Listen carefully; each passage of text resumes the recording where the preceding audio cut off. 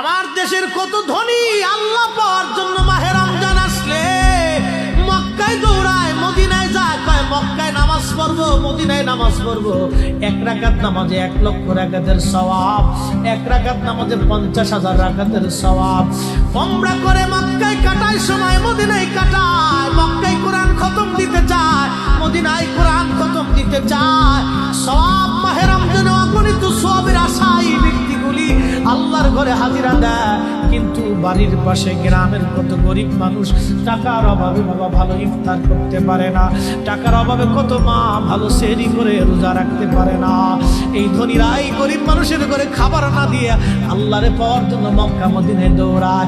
আল্লাহ ডাক দেখো বান্দা, একবার বুঝে দেখ, কায়দা মতো জুতা দিয়ে পিটাবো, আমার বান্দারা না খেয়ে ইফতার করবে। আর তুই আল্লাহ পাওয়ার জন্য মক্কায় আইছো, এমন আল্লাহ আমি ধরা দেব না।